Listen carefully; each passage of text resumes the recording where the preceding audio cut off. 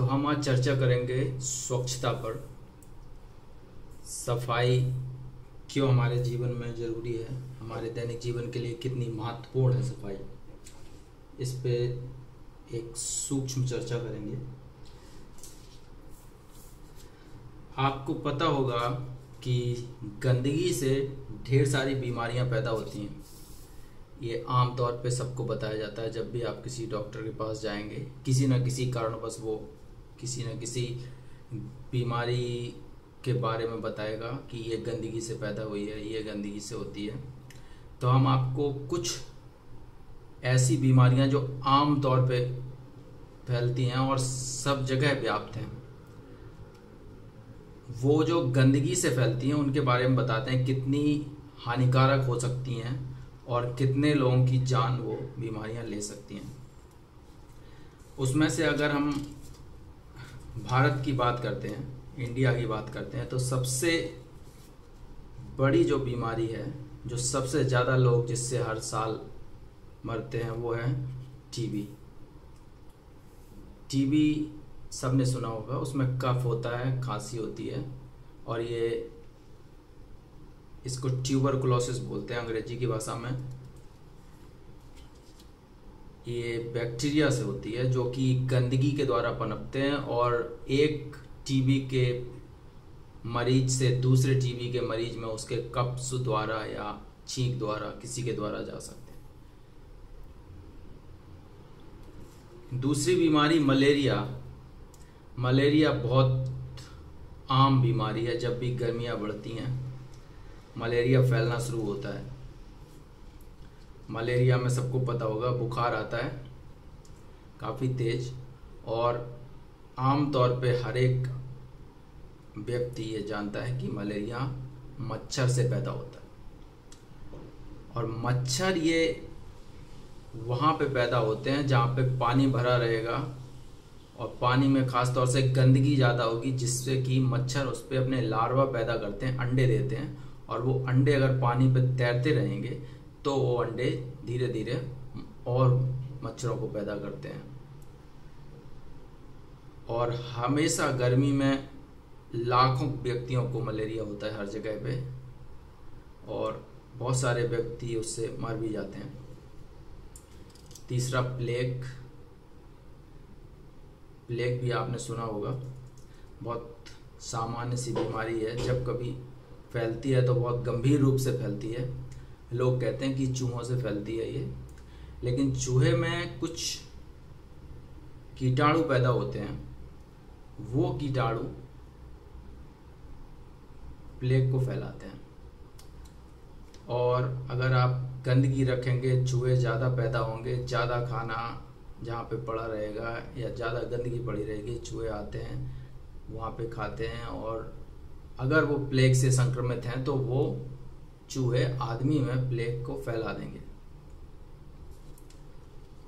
Pneumonia भी एक तरह से सबको पता होगा, ठंड के समय में होता है, लेकिन ये भी गंदगी की वजह से होता है। कॉलरा आम तौर पे फैलने वाली बीमारी गर्मियों में है, जो गंदगी की वजह से होती है। टाइफाइड, डायरिया, दस्त भी लगते हैं इसमें। टिटेनस,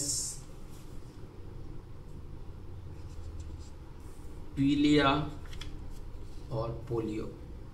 पोलियो आम तौर पे सभी को पता है। पोलियो का टीकाकरण भी किया जा रहा है आजकल भारत में, और पोलियो अब लगभग ख़त्म हो चुका है क्योंकि उसका टीकाकरण किया जा रहा है और वो टीके पोलियो से आपको रक्षा करते हैं। और जिसने अगर टीका ना लिया हो तो जरूर ले। तो ये कुछ सामान्य बीमारियां हैं जो कि हर व्यक्ति को पता है, और ये गंदगी की वजह से फैलने वाली बीमारियां हैं। अगर आप सफाई रखें, गंदगी ना होने दें, तो आप इन बीमारियों से बच सकते हैं। इन बीमारियों पे के इलाज में खर्च करने वाले पैसे से बच सकते हैं। और अमूमन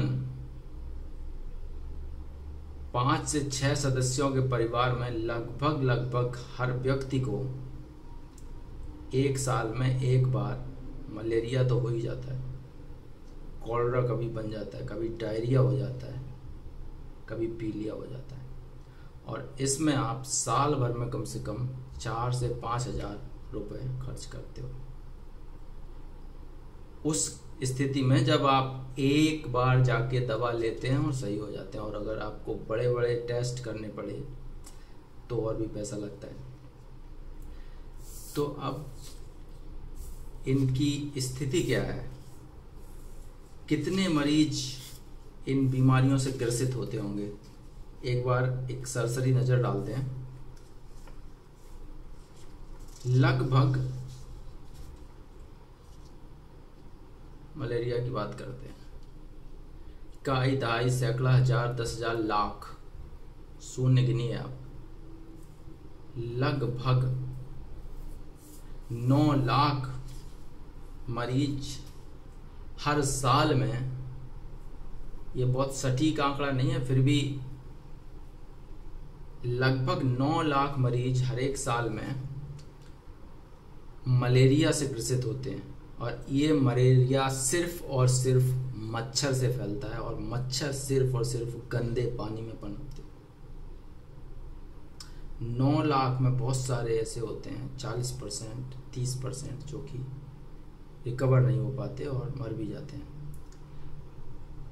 तो अगर आप स्वच्छता रखें सिर्फ, तो आप अपना पैसा बचा ही सकते हैं, साथ साथ में आप 2 से 3 लाख लोगों को की जान भी बचा सकते हैं।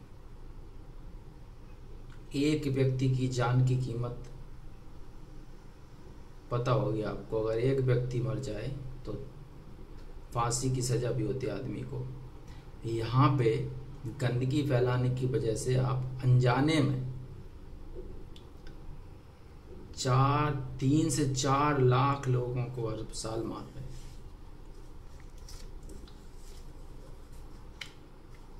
दो बड़ी बीमारियों का जिक्र कर रहे हैं हम यहाँ पे। दूसरा है टीबी, जो बहुत सामान्य है हमारे देश में, भारत में। उससे लगभग, गिनिए आप शून्य को, इकाई, दहाई, सैकड़ा, हजार, 10,000, लाख, 10 लाख, 20 लाख मलेरिया से लगभग दुगनी मात्रा में टीबी के मरीज। और ये टीबी ज़्यादातर जो कंट्री होती हैं जिनमें गंदगी ज़्यादा रहती है उनमें ज़्यादा मरीज होते हैं। और एक मरीज से दूसरे मरीज को आमतौर से फैलती है क्योंकि वहाँ पे स्वच्छता, सफाई का ख्याल नहीं रखा जाता। अस्पतालों में भी जहाँ पे टीबी के मरीजों को रखते हैं उनको उस तरीके से नहीं रखा जाता कि एक मरीज से दूसरे मरीज में जाने से पूर्णतः रोका जाए, कोशिश की जाती है। तो अगर केवल इन 2 बीमारियों का जिक्र करें तो लगभग 20 लाख इधर और 9 लाख इधर, 29 लाख, लगभग 30 लाख मरीजों को आप केवल गंदगी फैला के पैदा कर रहे हैं। अगर आप गंदगी फैलाना बंद कर दें तो ये 30 लाख मरीज अपनी एक अच्छी और सामान्य हेल्दी जिंदगी जी सकते हैं, स्वास्थ्य जीवन जी सकते हैं। और इनका जो कि खुद ही पैसे से जूझते हैं परिवार चलाने के लिए, वो अपनी बीमारी पे खर्च हुए पैसे को बचा सकते हैं। अस्पतालों में मरीजों की संख्या कम होगी, आपको बेहतर सुविधा प्राप्त हो सकती है जब कम मरीज रहेंगे।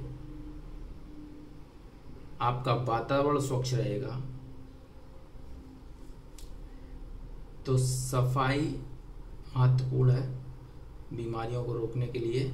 ये हम आपको इस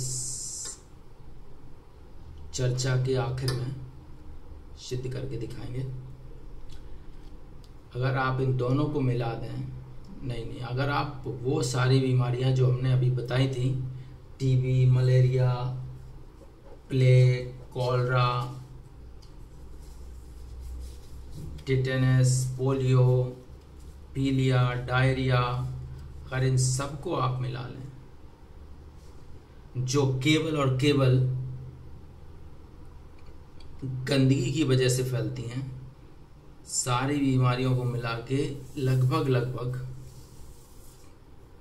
छोटे छोटे आंकड़े हटा दीजिए, अब बड़ा देखिए, इकाई, दहाई, सैकड़ा, हजार, 10,000, लाख, 10 लाख, करोड़, 1 करोड़। सोचिए, बहुत बड़ा हिस्सा है ये। हमारे देश की आबादी लगभग 100 करोड़ है, उसमें से 1% व्यक्ति हर साल, ये 1 साल की बात की जा रही है, अगर आप 10 साल जोड़ लेंगे तो 10% हो जाएगा। हर साल आप 1 करोड़ लोगों को या उससे भी ज़्यादा लोगों को बीमार करते हैं, या आप बीमार होते हैं किसी दूसरे की गंदगी फैलाने की वजह से, और उनकी आबादी है 1 करोड़। अब इसमें दूसरा गंदगी फैला रहा है, उससे आप बीमार हो सकते हैं, या आप फैला रहे हैं तो उससे दूसरा हो सकता है। कभी कभी हम कहते हैं कि भाई वो फैला रहा है, उसको रोक नहीं सकते, लेकिन वो गंदगी नहीं फैला रहा है, सिर्फ वो आपके लिए बीमारियां पैदा कर रहा है। अगर कोई भी व्यक्ति आपको मारेगा, मारना चाहे, चाकू लेके, तलवार लेके, तमंचा लेके आके मारे, तो आप क्या करोगे? बोलोगे नहीं भाई उसका काम है, उसे करने दो? नहीं ना, आप अपना बचाव करेंगे, सुरक्षा करेंगे, आखिरी दम तक कोशिश करेंगे कि आपको वो व्यक्ति मार ना पाए। यहाँ पे भी वही हो रहा है, आपको मारने की कोशिश की जा रही है, लेकिन मारने वाले को किसी ना किसी तरीके से पता नहीं है, या फिर पता है लेकिन उसको ये पता नहीं कि इसके परिणाम कितने भयंकर होंगे। तो आपको उसको सजग करना चाहिए। 1 करोड़ ये गंदगी की वजह से हो रहा है। आप इस तरफ रखिए इसको, इनको भी हटा देते हैं। अब केवल हम मरीजों की संख्या छोड़ते हैं यहाँ पे। तो ये तो सिद्ध हो गया कि बीमारी फैलती है, एक गंदी फीलिंग भी आती है मन में जब आप गंदी जगह पर रहोगे। कोई भी नहीं चाहता कि उसे गंदगी में रखा जाए, लेकिन गंदगी फैलाना हर कोई चाहता है। अब ये गंदगी जो फैलाते हैं वो 2 तरह से की हो सकती है। एक तो गंदगी ऐसी हो सकती है जो स्वयं तक सीमित हो, आपने फैलाई लेकिन वो दूसरे को नुकसान नहीं पहुंचा रही है। वैसे किसी ना किसी तरह से गंदगी दूसरे को नुकसान पहुंचाती है, लेकिन कुछ हद तक वो आप तक सीमित रहती है। दूसरी ऐसी है जो जन सामान्य को नुकसान पहुंचाती है।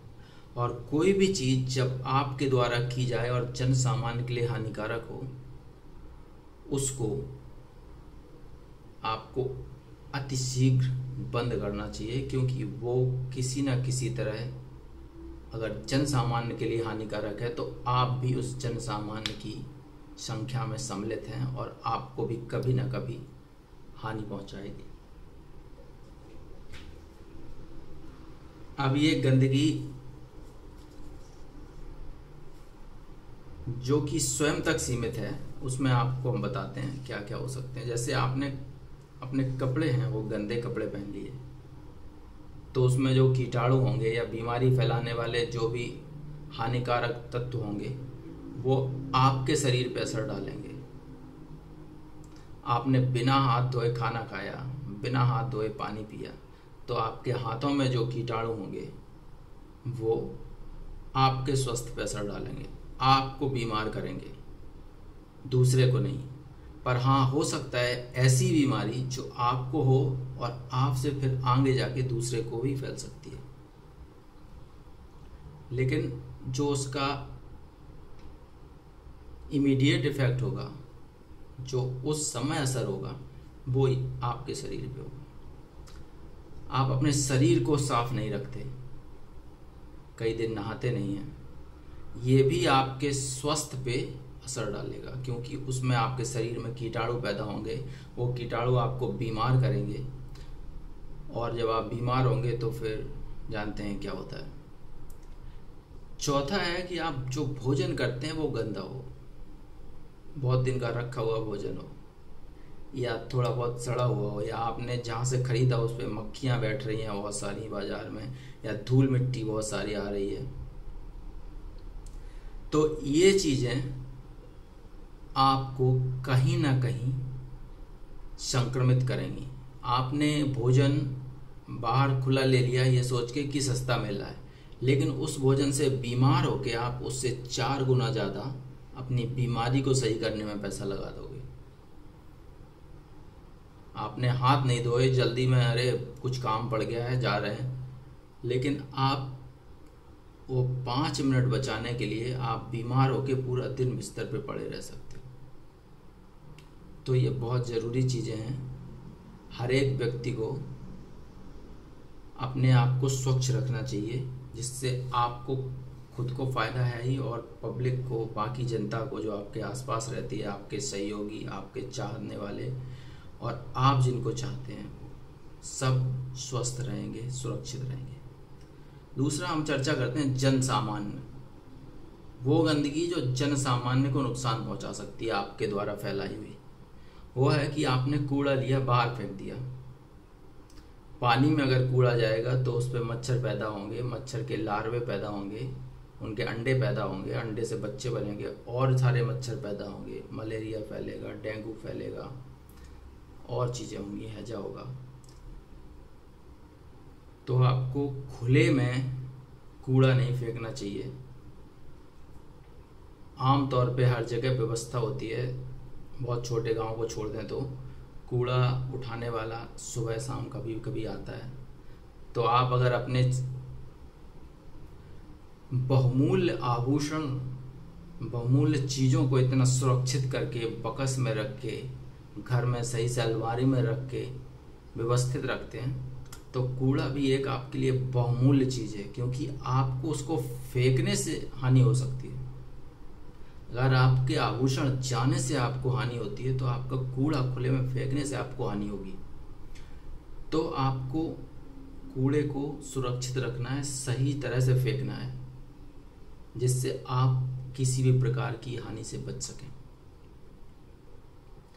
खुले में शौच मत करिए, क्योंकि जब आप शौच करते हैं तो उससे बहुत सारे कीटाणु निकलते हैं, बीमारी पैदा करने वाले, या उनमें फिर पैदा होते हैं वो, उनसे फिर वो खुले में होंगे तो फिर वो इधर उधर बिखरते हैं, हवा चलेगी उसके साथ जाएंगे, या कोई जानवर आया, कुत्ता आया, उसके साथ उसने किया, कुछ खाया, या वो आपके दरवाजे फिर आया, तो इससे इधर उधर से वो संक्रमित होते हैं। तो आप खुले में शौच मत करिए, जिससे आप संक्रमण को रोक सकते हैं। अगर आपको कोई बीमारी है, जुकाम हो गया मान लीजिए, और आपने छींका, तो जो छींक के साथ हमेशा बहुत सारा नाक निकलती है या छींटे निकलते हैं, वो बिखरते हैं चारों ओर, उससे जो कीटाणु जिनके द्वारा वो छींक जुकाम आपको हुआ है, वो पूरी हवा में बिखर जाएंगे।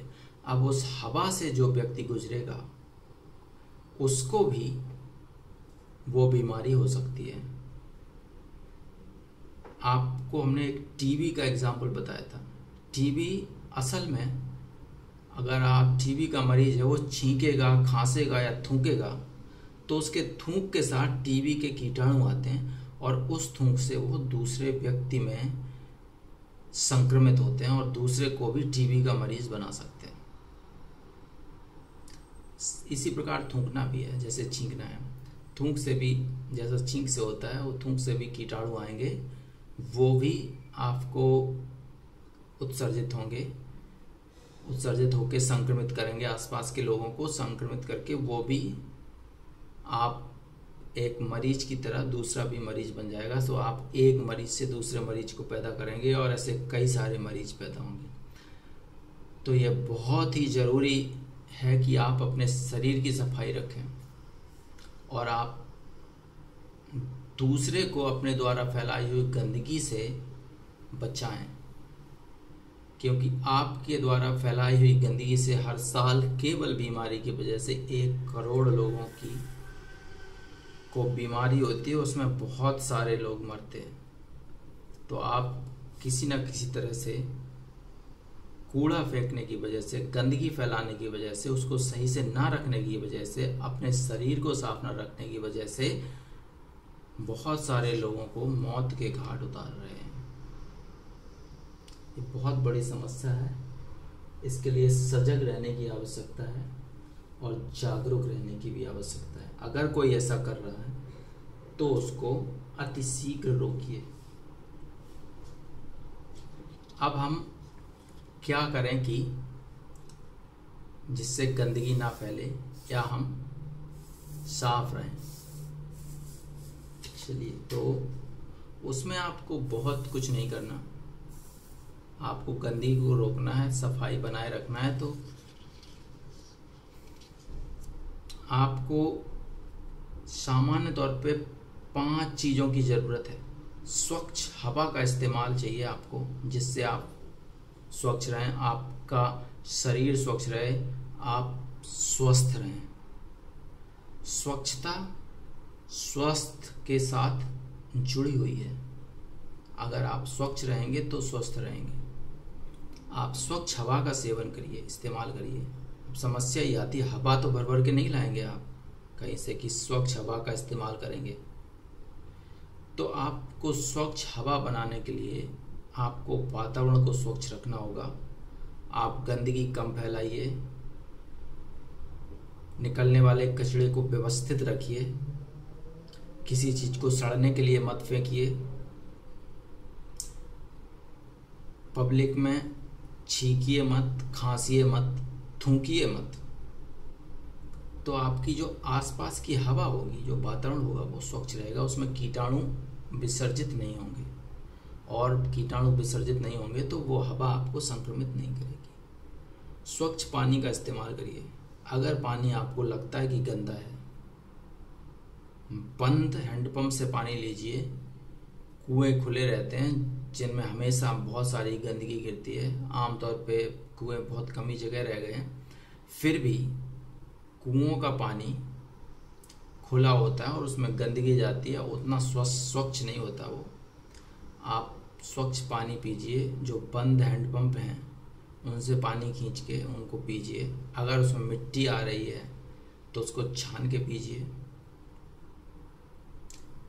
तीसरा है कि स्वच्छ भोजन। अब स्वच्छ भोजन क्या होता है?